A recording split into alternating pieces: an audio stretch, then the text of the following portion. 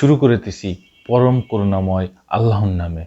পাকিস্তান থেকে এবারও একটা জাহাজ এলো। কি এলো এই জাহাজে? সবাই উৎসুক হয়ে আছে, সবাই ওই দিকেই চোখ। আরে কি এলো বাংলাদেশে? পাকিস্তান থেকে আগেও তো একটা জাহাজ আসছিল। সেই জাহাজে যা যা আসছিল সেটা তো সব প্রকাশ হয়েছিল, তাই না দর্শক বন্ধুরা? কিন্তু ভারত থেকে প্রোপাগান্ডা, মিথ্যা তথ্য দেয়া হলো, সোশ্যাল মিডিয়ায় চালানো হলো যে পাকিস্তান থেকে নাকি বিভিন্ন ধরনের অস্ত্র আসলো। আচ্ছা, এখন কি আসলো আবার সেই পাকিস্তান থেকে বাংলাদেশে? এইটা নিয়েও আসার আগেই ভারত থেকে বিভিন্ন সোশ্যাল মিডিয়া এবং কয়েকটা চ্যানেল তারা প্রোপাগান্ডা চালালো, মিথ্যা তথ্য ছড়িয়ে দিল, আবার অস্ত্র আসতেছে।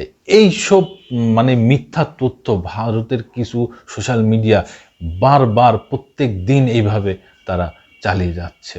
এখন মূল কথা হচ্ছে যে ভারত তো ভিসা বন্ধ করে দিয়েছে, বিভিন্ন আমদানি রপ্তানিও বন্ধ করে রাখছিল।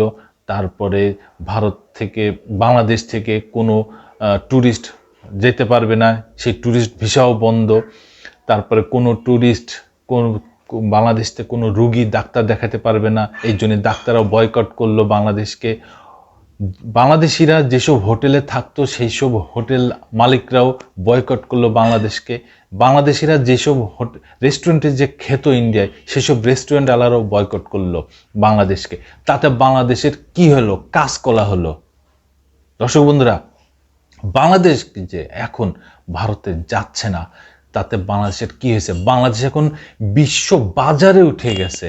এই টানা 15 বছর তারা বাংলাদেশের যে ফ্যাসিস্ট সরকার ছিল, তারা ভারতের তাবেদারি করতে করতে বাংলাদেশকে একটা অন্ধের ভিতরে রেখে দিয়েছিল। এখন বাংলাদেশ বিশ্ব বাজারে উঠে গেছে।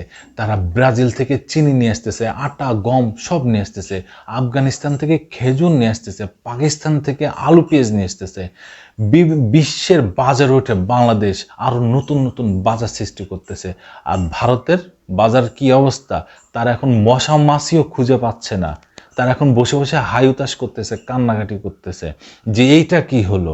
আর আছে না এক গন্ডা মূর্খ অজাত, যে এখনো সে নদীর ধারে টয়লেট করে, শুভেন্দু, সে বলতেছে যে বাংলাদেশের দিকে বারবার সে আঙ্গুল তুলতেছে। এখন আসি পাকিস্তান থেকে যে জাহাজটা এলো, এই জাহাজে কি এলো বাংলাদেশে? 11ই ডিসেম্বর পাকিস্তানের করাচি বন্দর থেকে 811 20 ফুট দৈর্ঘ্যের একক কন্টেইনার নিয়ে জাহাজটি রওনা দেয়। সংশ্লিষ্ট সূত্র জানায় জাহাজটি প্রথমে সংযুক্ত আরব আমিরাত থেকে পাকিস্তানের করাচি বন্দরের উদ্দেশ্যে রওনা দেয়।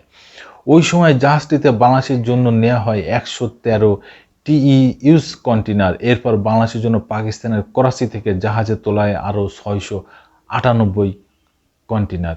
এর মধ্যে 285 কন্টেইনার রয়েছে পরিশোধিত চিনি, 151 কন্টেইনারে ডলোমাইট, 138 কন্টেইনারে সোডা অ্যাশ, 46 কন্টেইনারে কাপড়ের রোল, 20 কন্টেইনারে আখের গুড়, 18 কন্টেইনারে আলু এবং 20 কন্টেইনারে পুরনো লোহার টুকরা, রেজিন ও কাপড় রয়েছে।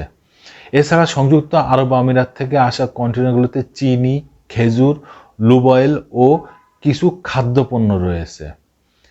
বোঝা গেছে দর্শক বন্ধুরা কি আছে এর ভিতরে? আর ভারত সোশ্যাল মিডিয়া তারা বাংলাদেশের নামে এইভাবে মিথ্যা ভুল তথ্য তারা ছড়িয়ে বেড়াচ্ছে। এদের কঠিন বিচার করার দরকার, এবং ভারত সরকারও এদের কিছু বলে না। কেন বলে না? এখন তো হাসিনা বাংলাদেশ থেকে পালিয়ে ভারতের রোহিঙ্গা কিংবা আশ্রিতা যে হিসাবে থাকুক আছে, শুধুমাত্র হাসিনাকে খুশি করার জন্যে এইসব কিছুই তারা বন্ধ করতেছে না।